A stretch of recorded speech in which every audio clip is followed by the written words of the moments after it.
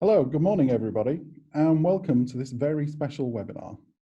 I'm Christopher Walton, Editor of Logistics Manager, and this is the first in a series of 3 events that are taking place this week that will count down the Logistics Manager top 50 service providers as we work towards the big reveal of who will be number 1 on Thursday. So thank you for joining us today as we start this countdown. We're going to take an in-depth look at some of the success stories in third-party logistics in the UK through our exclusive research. You can only discover who made the top 50 by watching these webinars and ordering a copy of the research itself. This week would not have been able to happen without our 5 sponsors of the Logistics Manager Top 50. So please allow me to thank Clipper Logistics, Descartes, Logicor, Kinaxa Logistics, and Westcoast. To that end, today I'm joined by one of those sponsors, Westcoast. Later, I'll be in conversation with its Managing Director, Alex Tatum, and its Logistics and Operations Director, Andy Newbury.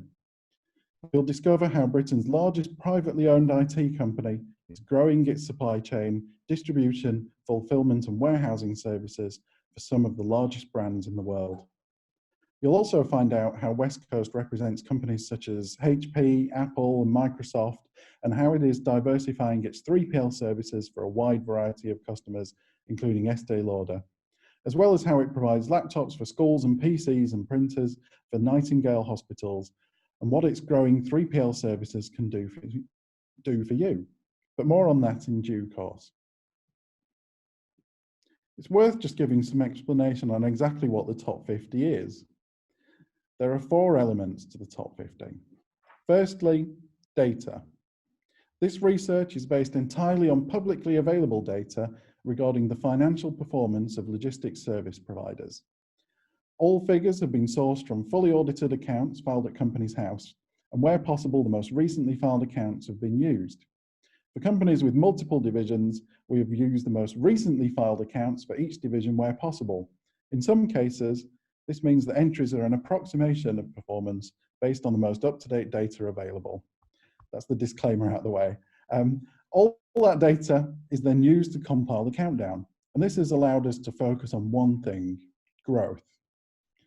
Some rankings look at companies by size, either in terms of turnover, or the number of people employed, or the number of warehouses that they have, or the number of trucks they run. But we've decided to rank the top 50 this year by growth in turnover.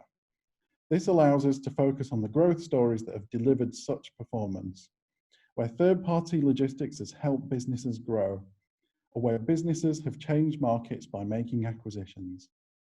But if you want to know the rankings by turnover, we've got that in a supplement too. That's freely available to purchase directly, and the details of which will be coming up soon.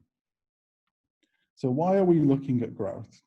Aside from it being a unique take on the performance of the sector, growth leads to success. The Logistics Manager Top 50 service provider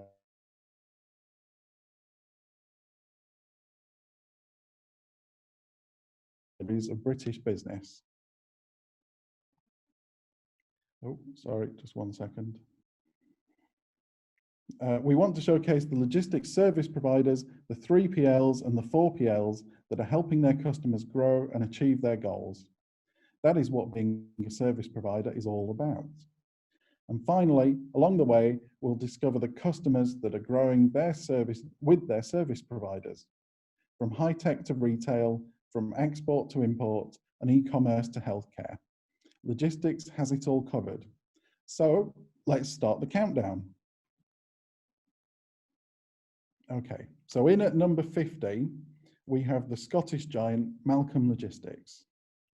By turnover, Malcolm Group is the largest Scottish logistics business, covering road, rail and warehousing. But wider group activities also include construction and waste management.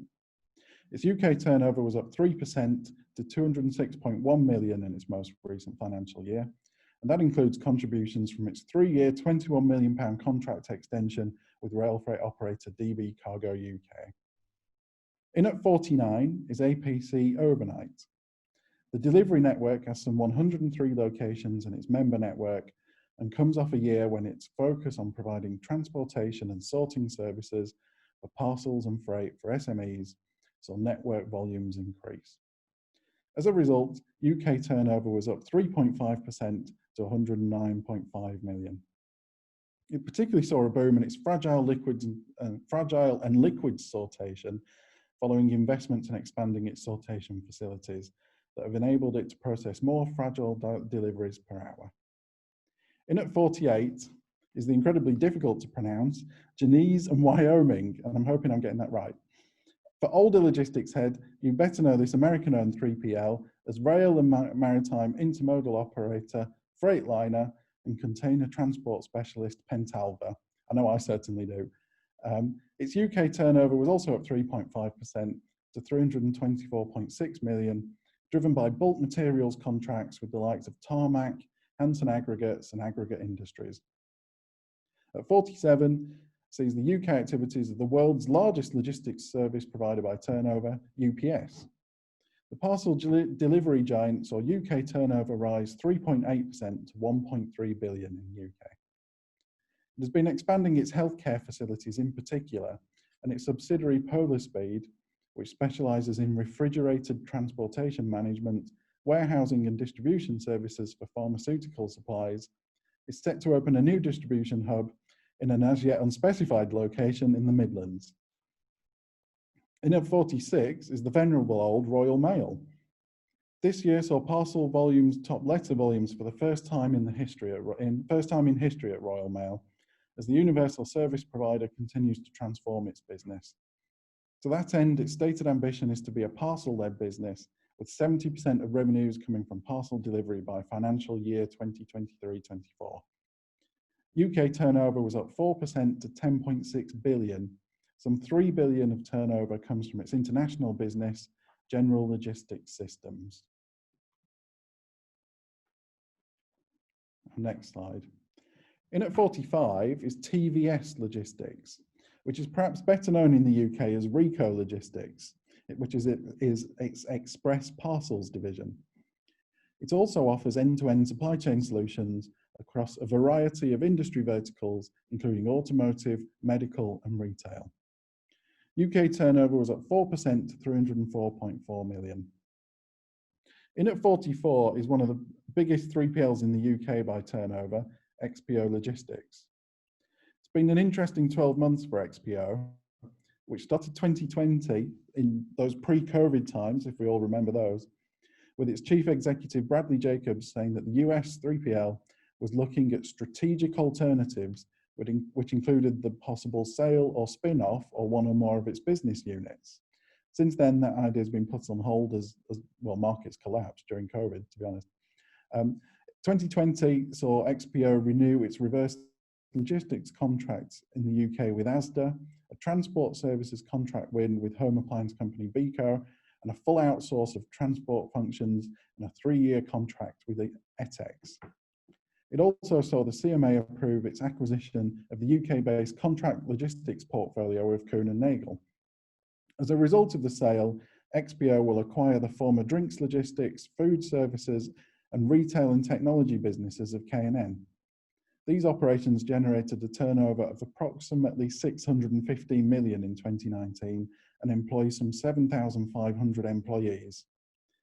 But before this, turnover was up 4.3% to 1.6 billion. So expect XPO to shoot up the charts next year.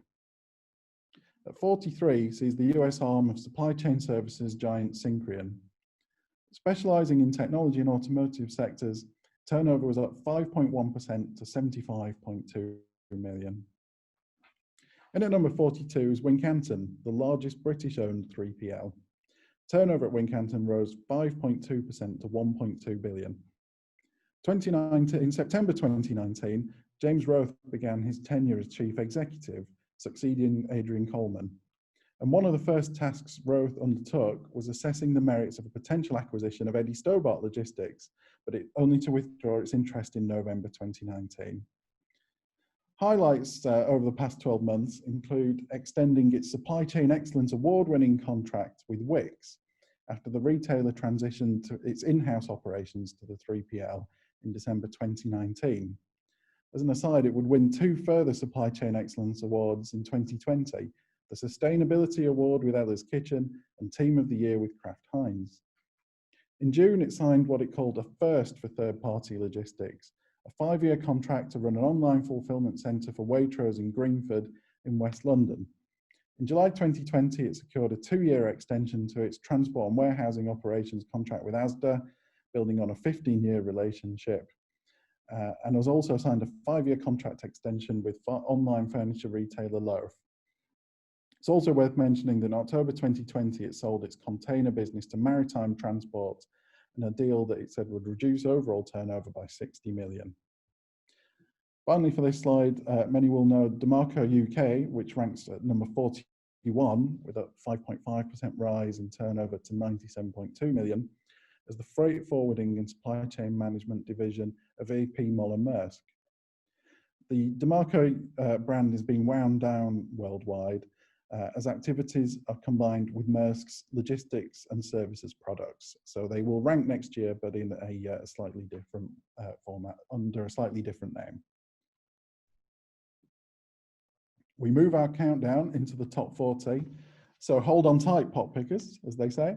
At 40 is Gist, which gets its name from being at the heart of logistics. You see what they did there. Its UK turnover was up 5.6% to 462 million. In September 2020, Michael Chambers, formerly Chief Operating Officer, was promoted to Chief Executive following Martin Gwynne's decision to retire. And Gist you will primarily know as having contracts fundamentally with Marks and Spencer's and with Starbucks as well. And at 39 is Yodel, which incorporates 2 different divisions, Yodel Delivery Network and Arrow XL. Combined turnover for the 2 businesses was up 5.7% to 508.8 million. At Yodel, which has been loss-making since its inception a decade ago, 2010 I believe, the major news has come post-balance sheet. With parcel volumes exploding, it has promised to turn a profit for the first time ever during early 2021.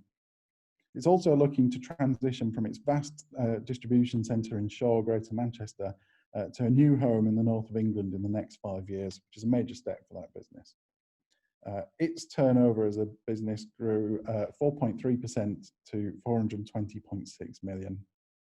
Meanwhile, at Arrow XL, turnover grew 12.8%, which is remarkable given the circumstances. Back in April 2017, a fire destroyed its hub in Worcester, which handled 43% of all its delivery volumes at the time.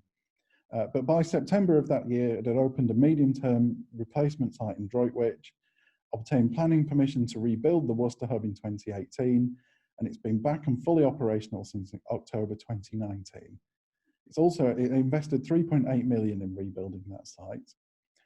Since then, it's been expanding rapidly and has just signed a 10-year lease on a 85,000 square foot distribution centre in Enfield in London, and has been signing contracts with JTX Fitness and JLL Fitness.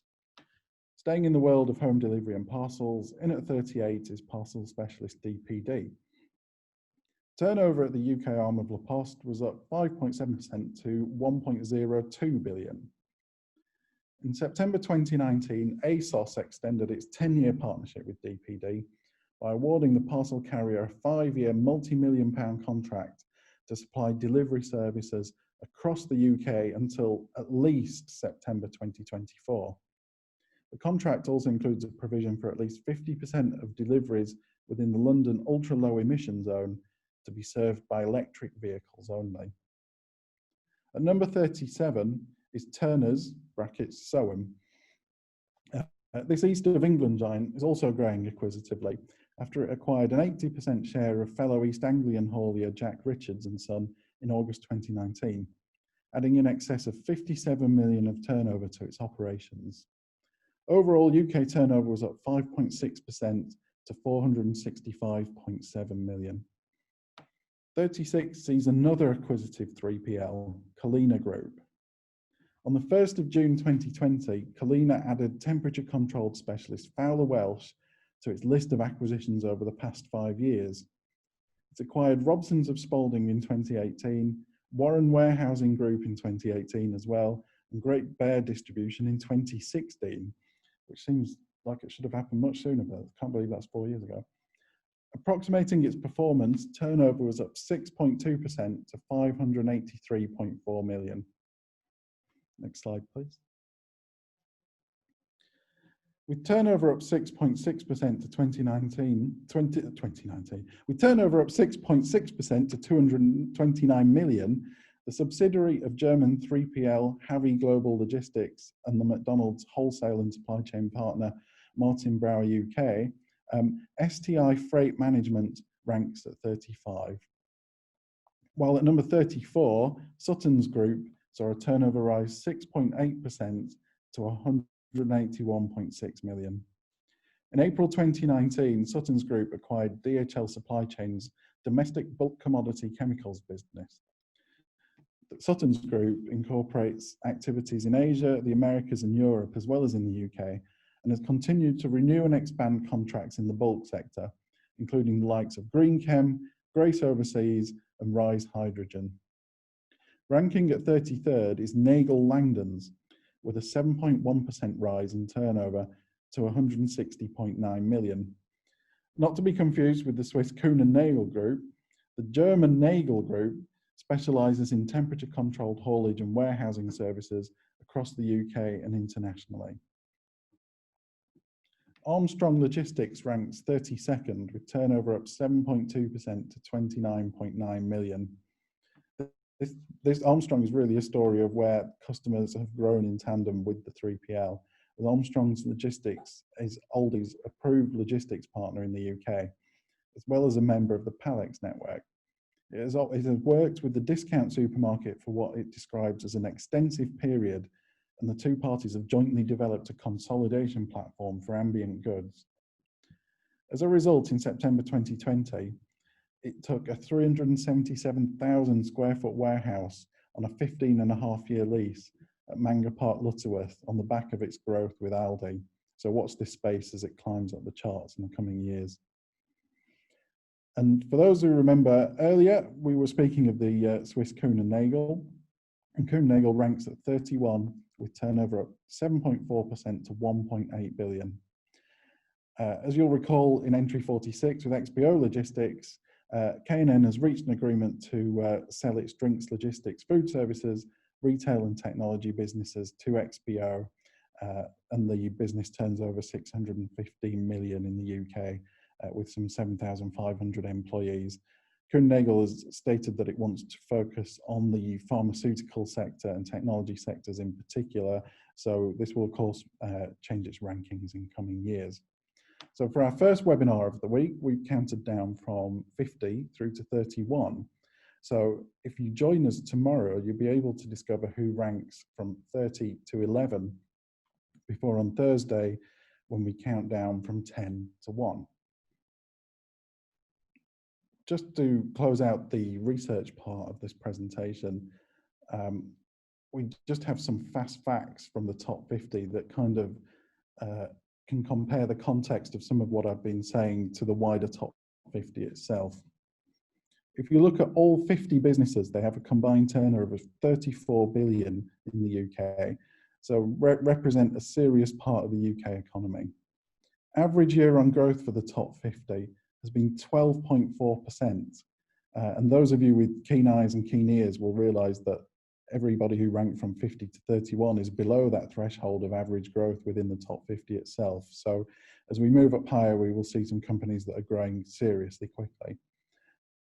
And just to reiterate as well, average pre-tax profit for the top 50 has been 17.3 million, while average profit margins are 2.7%. So there's clearly a lot of work there to be done when it comes to the margins in logistics, but the sector continues to grow.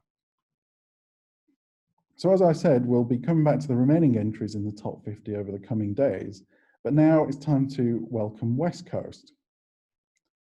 As I said before, Westcoast is Britain's largest privately owned IT company, and it is growing its supply chain distribution, fulfillment and warehousing services for some of the largest brands in the world.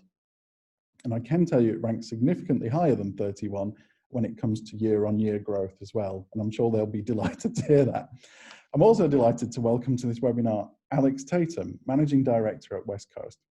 Alex has been in the UK IT distribution channel for over 20 years, and I reported on that sector for 5 of those years, so we've just been having a reminisce about that. Alex has a degree from Durham University in zoology and qualified as a chartered accountant with Ernst & Young in '87. He joined Ideal Hardware in '95, where he was head of the Ideal Institute for Training, head of European Sales, commercial director, and UK managing director before joining Westcoast as sales and marketing director in 2008. He was promoted to managing director in 2014. I'm also joined by Andy Newbury, logistics and operations director at Westcoast. Andy has worked at Westcoast for over 17 years. He's previously operations director at Action Computer Supplies and logistics director at Insight. Westcoast distributes IT products such as PCs, notebooks, software, printers for firms like Apple, Lenovo, Microsoft. It has more than 14,000 customers across the UK and Europe, including retailers, dealers, and resellers, but there's no point in me telling you any of that, and it's much more important that we hear it directly from Alex and Andy. So, good morning, guys. How are you? Good morning. Good morning. Tremendous to see you, Christopher. And what an exciting countdown you've just given us all. I'm delighted not to be in it yet. I'm glad you are. I just wish I could have played some music with our countdown as well, but obviously copyright issues persist. So what could we have done? It was exciting enough anyway. Thank you. Speaking of taking requests, actually, I should just say from the outset that both Alex and Andy have said that they will take questions from the audience at the end of today's webinar. So if you want to interact with us today, if you have any questions at all, please use the Q&A facility that is on the bottom of your screen.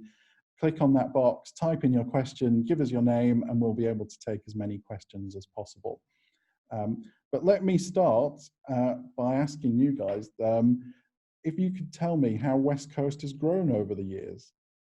Well, let me start by sort of introducing our company a little, because it is an astonishing business that is growing incredibly fast. And we are the largest privately owned IT business in Britain. We are fundamental to the supply chain that has kept the country going over the pandemic period this year. And a lot of the people that are looking at this particular webinar wouldn't be able to look at the webinar without some of the great work that Westcoast does through a whole range of brand vendors and a whole range of accessories and various other things that we do. The key reason, I think, Christopher, that we're here on this particular call is to talk about the expansion of our business into a whole range of services that we also provide, not just IT providers, but a whole range of different companies. You mentioned Estee Lauder as one of them, as an example, but actually, we very much see ourselves as a 3PL, fulfillment, 4PL business that can provide not only logistics services, but also financial services to a whole range of companies as well. So that really has been the growth, and this year we'll grow 25% from 2.8 billion to 3.5 billion this year. Wow. It is a growth that is extraordinary and clearly has been driven a lot by the demand for IT products at the moment, but also our own ability to be able to expand with the recent investments that we've made in our logistics network. And we'll come and talk about that a bit further, I'm sure. Nevertheless, that really has been where the growth has come from. And you will have seen our business effectively grow at double-digit rates almost throughout the past 15 years or so, because really, we've really magnified a whole range of things that we've done, not really by acquisition. Most of that growth has been organic growth, just winning new customers, more opportunities with those particular customers, and really expanding that partnership relationship that we have with not only the suppliers that we have and that we distribute for, but also the customers we have. And because we're privately owned, of course, the key thing that we've got is we're really flexible for those particular customers. So anyone listening today and thinking, God, I've got a problem, I love that challenge. We love that kind of work, and say, yeah, by all means, challenge us. You'll find us, don't pigeonhole us in IT, look at some of the work that we can do, and we've really created some amazing things, Andy, haven't we, over the few months? I think our investment strategy has shown that, probably like many of the people you're talking about today, that there's great opportunities in the UK and Europe. And one of the things that, I mean, probably haven't mentioned is that although we're a domestic UK company, we've got a lot of big operations in Ireland, really important to us for Brexit, France as well, and we're a huge exporter into France. We talked today, or you talked today, about some of the retailers, and we have some very large retail customers in France, which is a great accolade for Britain and its logistics. We've got centres in Germany, Spain, Italy, and a couple of 3PL providers in Switzerland, Slovakia, and a couple of the smaller countries in Europe. So we have taken the lead on trying to make sure that as a UK company, we have gone for a sort of pan-European strategy, and our investment strategy has mirrored that as well. We've got a big opportunity now. I'm just about to open a new centre in France, and the big thing that has excited me for the last couple of years is we've opened a huge centre in Andover, which we managed to do in about 8 months based on the growth that our leader gave us. We're a privately owned company owned by one person, so Joe Hermani gave us an opportunity to take on board this new site and go quickly to get us into a 341,000 square foot brand new facility, which we kitted out in about 7 months, fully operational now, and has been absolutely key to what Alex has talked about in terms of our supporting Nightingale Hospital's printers. It's a PDI centre as well, where we work heavily on printers and take boxes and turn them into printers that we can deliver direct through one of the companies there you described as well. So a lot of those companies there are big partners of ours. So really good to see their names in that list as well. Alex, you just went through some incredibly impressive growth figures for 2020. Could you take me just through some of the highlights? I mean, it's hard to speak about 2020 having highlights, given that it's been such a bad year, but you're growing rapidly as a business. So can you take me through some of the key things that have happened to you in 2020? And I know Andy there just touched on some of your work with the NHS as well. So if you could mention some of that, please. Yeah, sure, I'd be delighted. So the first thing I think is you've got to almost take yourself back. Because I think that when we went into this pandemic in March, we thought that generally the world was going to end, and we really hunkered down to make sure that, but actually what we found is that we had a record month in March, and a lot of that work was done with those emergency requirements for the NHS. And the key thing that we did there was prioritise all our orders for the NHS to make sure that whether it was printers to the Nightingale hospitals or PCs, really kitting out the various hospitals around Britain, as well as actually giving quite a lot of central government, quite a lot of products that was in incredibly short supply at the time. Because of course, everyone wanted a laptop in March, and the supply wasn't quite as free-flowing as it might be, because of course a lot of the goods come from China, and of course that was in lockdown. So if you think about what happened then, there was a lot of angst for our business at that time, as there was with every business, I'm certain of that. However, as we've already said, we're a privately owned, flexible business that actually, as a management team, we got together every day, every week to make sure that we were really on top of all of the opportunities that we could do, all of the key things that we could support our key customers, whether it was in education, whether it was in the NHS with its central government. We very much supplied an awful lot of products into HMRC, for instance, for their furlough scheme. There were an awful lot of IT requirements at that point. However, of course, in the summer, it began to tail off as lockdown really took effect, and we saw some parts of the business, particularly those supporting office spaces, that clearly tailed off. But the demand in retail and the demand for e-tail fulfillment business just went through the roof. And by the way, that has not stopped. And it has gone on and on and on. We've just had a record month in November, which has eclipsed the work that we did in March and the previous record we had in October. So we can only see that growing, and then 3.5 billion is actually looks like a conservative estimate, would you believe, for our year this year. And that's the whole group, and that's growing all the way across Europe, all the way across every part of the business. Nevertheless, there are some parts of the business that have shrunk. For instance, office printing clearly is a much smaller business than it was at the start of the year. So there are always bits that have grown some places and not others. the key thing that has really driven it has been the partnership that we have with our customers and the partnership that we have with our key suppliers, whether that's Apple or HP or Microsoft. The key is if you work together in partnership, that transforms, a transformative relationship. And generally that means that products that are in significant allocation come through Westcoast first. Absolutely. Before I move on to the next question, just let me remind everybody watching that they can get their questions in, type them into the Q&A box, and I'll pose them at the end of the webinar. So do pose your questions. To both of you, in terms of your warehousing capacity, you handle much more than just IT now.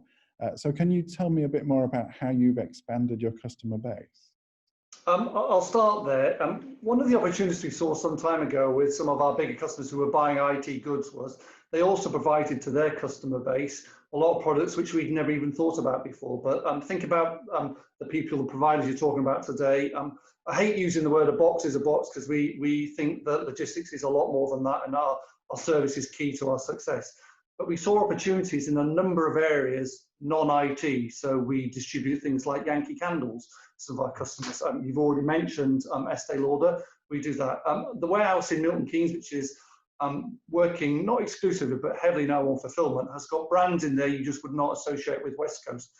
Proteins and Whey, USN we do Protein World. We do a vast variety of brands which you just wouldn't consider. We've got smaller consumer electrical products now, hair dryers, that type of stuff, and hair tongs, great for you and I, Chris, where you can curl our hair, so those sort of products. But our opportunity has been in, we excelled with those major players in delivering that service to customers. Many of those customers, especially the retail ones, had a much broader portfolio of products, and we've expanded into that portfolio of products to support them with the service we offer, which has always been, you know, our strong point.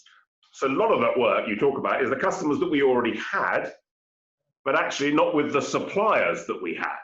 So actually we're using our supply network into those particular customers, very useful for retail, who've got a very strong relationship on IT with us, but actually as we expand with them, that allows us to expand our business. And that, of course, is how we got started in doing 3PL business all the way through this. So it's been particularly a vibrant part of the business to be able to try and grow a whole range of different suppliers that we've had. The key to that, of course, is that I think that we have been an omni-channel business before omni-channel even existed. And actually, we've been supporting a whole range of IT businesses that have got more behind internet shopping. We do drop shipments on behalf of all the largest retailers in the country, and we deliver thousands of parcels a day on their behalf. So actually that's also allowed us to create further opportunities to be able to say, well, how can we use that particular channel to help 3PL businesses and fulfillment businesses? So we've really expanded using that kernel of all the great work that we've always done to a whole range of new suppliers. And now, of course, that creates a whole range of new ways of doing business and new customers.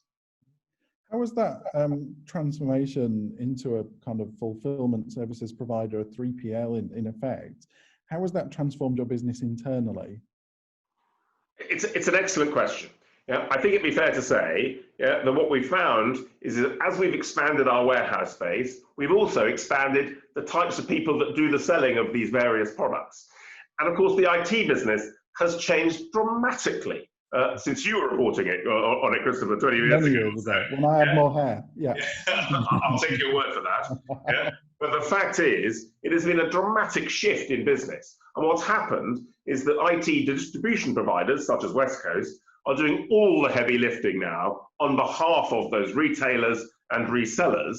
And as a result of that, of course, that our own customer base and ability to service that customer base has also changed in terms of the skill sets required to be able to sell into that customer base. So actually, you're now working much more in partnership on logistics, much more in partnership on making sure that you can manage pricing and a lot of the configuration work that these products used to be done by our customers, and now Westcoast are doing that on their behalf. So that there's no question that our skill set and our salespeople have changed over the course of the period to reflect some of that work. And this is just really an extension. So it's not the sort of a 90-degree angle that we've just joined here. This has been ongoing for a long time, and it's been an evolving situation, I'd say. A couple of things, Chris, that Alex and I discussed sort of for the thought process here was that one of the big things that we do, which makes us slightly different, is our ability to finance most of this product as well. In a typical 3PL environment, the stock is it's almost exclusively consignment stock, so a customer-owned stock in a warehouse. Whereas we took the view some time ago that we would manage the stock from China possibly, or from the manufacturer outside of our normal distribution business, finance it all the way to the end user customer. So we've got stock that we own that sits in a number of our big customers' warehouses as well. So our ink and toner business, we have stock that sits in a Stobart's warehouse for Tesco's and only transmutes over from Westcoast owned stock into Tesco's and stock as it gets shipped out of the Stobart warehouse to store. So finance is a really, really important part of what we think we've done that is different to maintain our growth strategy. With the accumulation of all this activity then leads me to ask this question, is how can new and potentially new customers benefit from all this activity and all this growth? Wow. Well, I tell you what, the best thing I like to say to our customers is, tell me your problem. What problems have you got that you need fixing? Because actually, one of the great things as a privately owned business, we can invest for a much longer period. We've got a greatly reduced cost base. We're really efficient as a business because we've had to be living in a world of IT distribution that has low margin business and has got lots of risk attached to it. So we've always been extremely flexible. But actually, when you go to see a customer, no matter what type of customer we're talking about, and say, how can I help you reduce your costs? Because whatever happens, I'm likely to have lower costs than you do. And as a result of that, that allows me to outsource on their behalf. It allows me to have conversations to say, how do I help you reduce your costs? Very, very important during this pandemic period, of course, when a lot of companies, a lot of our customers are looking at reducing costs. And one of the best ways that they can do that is engage with Westcoast and then challenge us. Of course, I will say yes, walk out of the room and say, how the hell am I going to do that? But nevertheless, the fact is that is how we tend to gain business. And once we've done it once, we find ourselves in a very flexible situation to be able to replicate that. And of course, that is exactly what has happened this year, is that once we have done some of these great bits of work across the whole of Europe, of course, we give access to that network to a whole range of other customers and suppliers. And as a result of that, of course, that just expands that network and has fueled that growth.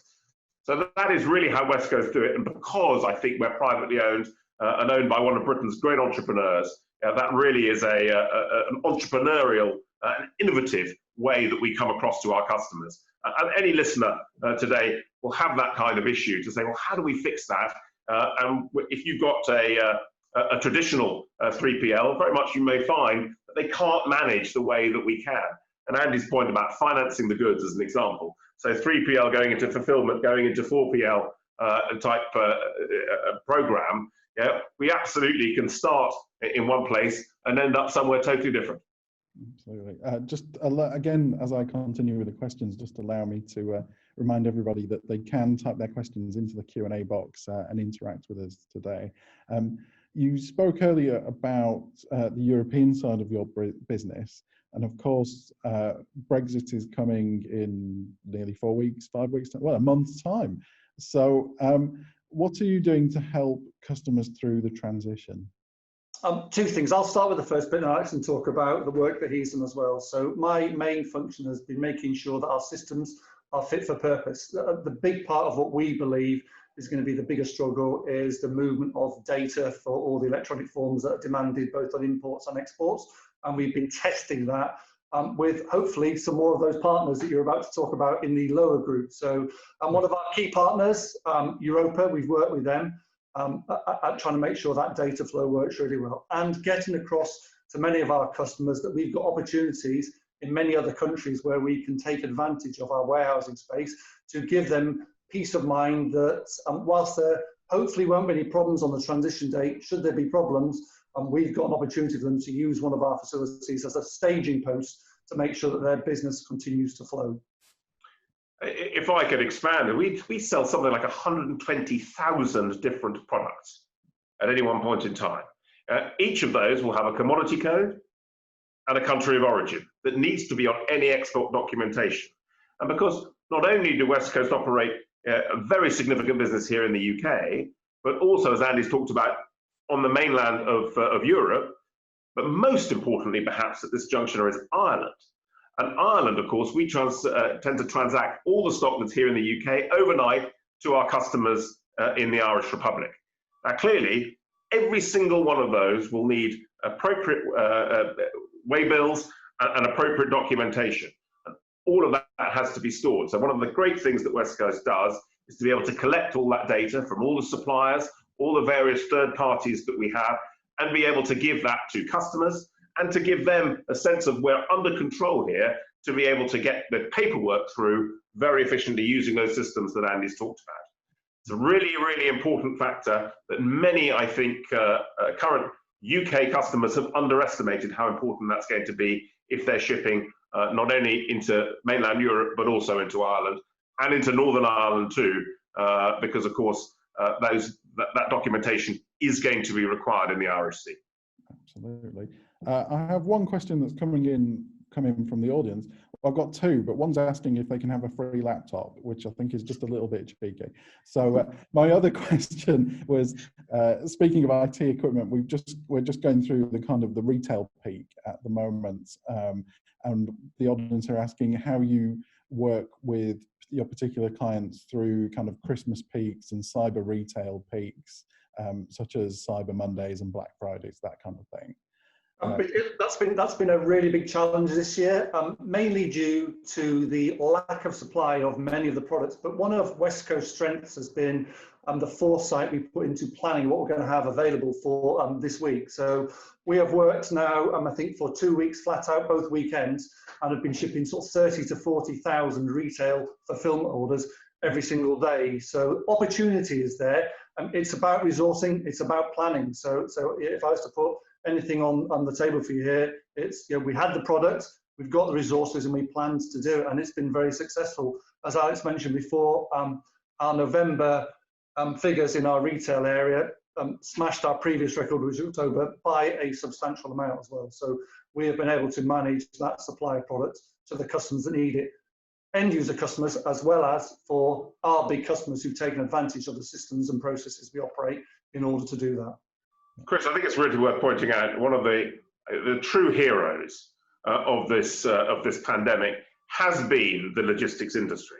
Obviously, I'd like particularly to acknowledge the outstanding work that our warehouses have had to do, because they, of course, have had to keep the business open all the way through the lockdown periods that we've had. They've been in every single day. We've made sure that our warehouses are as COVID safe as we can be. And of course, we couldn't have done these extraordinary records and fulfill all this great work for all these retailers that we've done over the past weekend in particular, without having just an amazingly dedicated and heroic workforce within our warehouses. And I'm sure that all the logistics companies listening to this broadcast today will feel exactly the same about some of their workers. And I think it's really worth acknowledging that. Absolutely. Another question that's come in from the audience is, you've spoken about how you're expanding your fulfillment and 3PL services, but we particularly touched on kind of retail and public sector contracts. Are there any areas outside of that you're looking at now? Is anything off limits that they're just kind of wanting to know parameters? Nothing's off limits. I fulfilled a tender about 2 weeks ago, probably a bit late for the whole pandemic, on bicycles. We had a customer who was really struggling because of the success they've had in the pandemic with supplying bicycles, and they're looking for expansion and growth there. So that's one we await a response. I think probably that one we're probably too late to the party, but we would consider most products. Of course, hazardous products we always worry about, because, you know, and we're not licensed for things like drugs or food, that type of thing, but yeah, we would consider most things. Alex's point before is, give us the challenge and we'll find a solution. I think that I don't think anything's off limits. I can think of several things that probably we won't be selling Christmas trees, for instance, this year, but nevertheless. Or turkeys. Or turkeys, perhaps. Yeah. However, I think anything electronic is absolutely in bounds. Anything electronic. and that would be small consumer goods, large white goods. Yeah, we would absolutely manage most things. Our job is to continue to carry on growing our warehouse capability. As I said, we have something like 700,000 square foot of warehouse space at the moment. There is no question that New France facility will carry on growing that business. And our job really is to continue that growth, because I think the more warehouse space that we have, the more creative we become with it.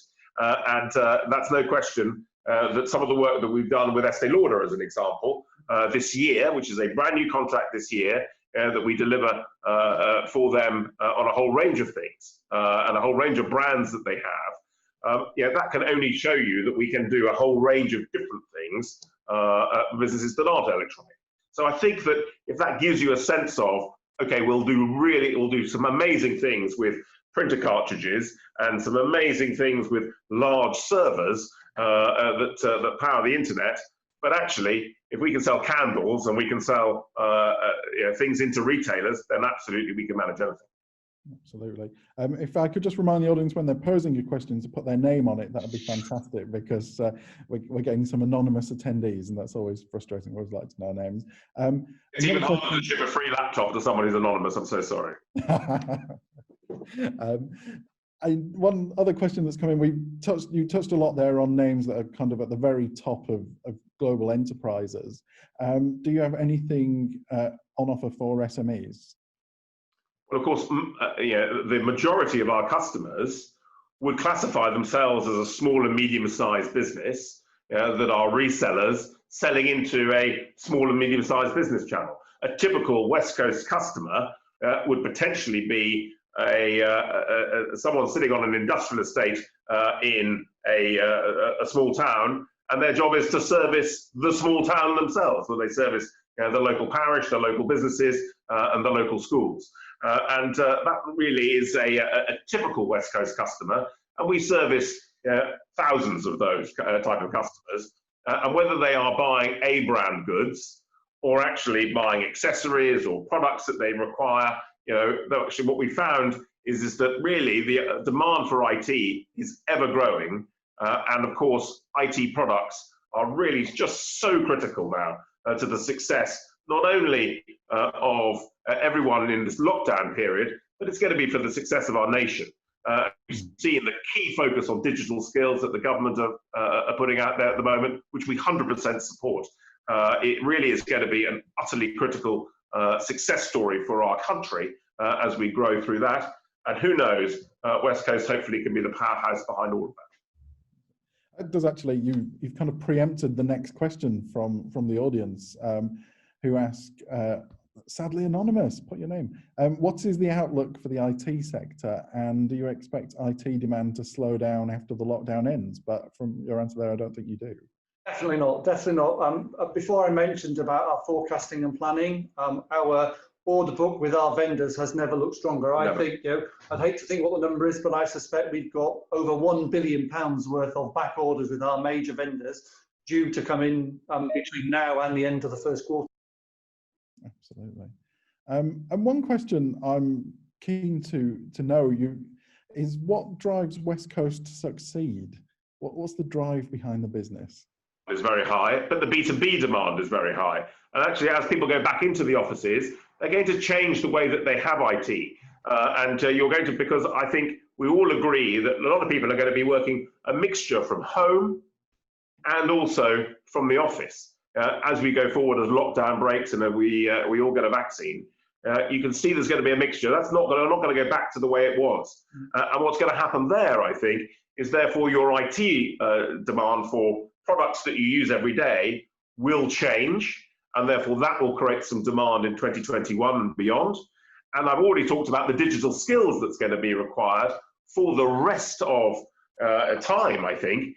You're also therefore going to see more powerful laptops, more powerful computing come into an existence. 5G is, of course, going to drive a whole range of new growth opportunities. And of course, we're distributing 5G products today. So really, this doesn't stop ever. Of course, I've been working in the IT industry for 25 years or so. In the days where you didn't know really what you required as a product, these days, I think, you're finding just vast opportunities in a whole range of new areas. And your audience will know a lot of them will be looking at artificial intelligence, they'll be looking at data processing, robotic processes, and all of that is driven by the internet and IT. And of course, a lot of those goods will come from Westcoast. A lot of that expertise will come from Westcoast as well. Okay. Alex, I think we had a little glitch in the system there, and I need to buy one of your routers to improve my internet connection. So I posed a question as you were asking my previous question about the outlook for the IT sector. And just to kind of bring this webinar to an end, I would love to ask you what drives Westcoast to succeed? Well, I think the first thing is that we have had a winning mentality from the very day one. Yeah, we have an owner who has only given us one instruction ever, which is to grow the business. And that's a lovely place to be, because actually you've always thought about how to grow and how to be able to grow. It's not about maintaining profitability, it's about how you grow. And that gives us, as an innovative business, many, many different directions in which to grow. So all I can say is wherever we sit in your top 50, Christopher, we'll be higher next year. Perfect. Well, I can't thank both of you enough for joining me this morning on this webinar. It's been fascinating to get to know Westcoast. It's been fascinating to hear about how you're expanding the business. And on a personal level, it's been great to see you again, Alex, after 15 years. So I hope it's not another 15 years until we do this. I'm sure it won't. We'll be looking forward to speaking to you next year. And I'm delighted, by the way, Westcoast are absolutely delighted to sponsor this top 50 countdown. I think it's a really exciting countdown, really exciting to see what you're doing with this, and all power to you. Hopefully you can continue this year on year, because I think it's really, really interesting to see how this business and how the logistics business is increasing, and we're delighted to be able to sponsor it. Thank you for your support. To that end then, I will continue the countdown tomorrow at 10:30 with what promises to be an absolutely packed webinar as I count down from 30 to 11, as well as welcoming two guests. So I have Tony Mannix, who's Chief Executive at Clipper Logistics, and Charlie Howard, who's Managing Director at Logicor, the property business. Tony will discuss how the retail solutions provider is redefining e-commerce in the UK and how its agile and able philosophy is helping businesses to grow with the very latest technologies. While Charlie at Logicor will dig deeper, no pun intended, into how the commercial and industrial property specialist is helping occupiers grow efficiently, effectively and sustainably. Then on Thursday morning at 10:30 a.m. again, we count down from 10 to 1 as the chart reveals the fastest growing logistics service provider in the UK. On Thursday, I will also have two guests. I'll be joined by Simon Hobbs, Chief Executive at Kinaxia Logistics, who will discuss their approach to strategy, growth and investment, and we'll discover how Kinaxia has grown through acquisition, what factors has led to its growth and how it will achieve its goals. We'll also be joined by Dercar Vice President of Sales and Country Manager for the UK and Ireland, Paul Sweeney, for a wide-ranging conversation as to how Dercar is helping businesses transform their operations with technology. So I look forward to seeing you both tomorrow morning at 10:30 and on Thursday morning at 10:30 as we continue the countdown for the Logistics Manager Top 50. And thanks once again to Alex and Andy at Westcoast for their support and their time this morning. It's been fantastic. Thank you, everybody, and goodbye. Bye, Chris. Bye-bye.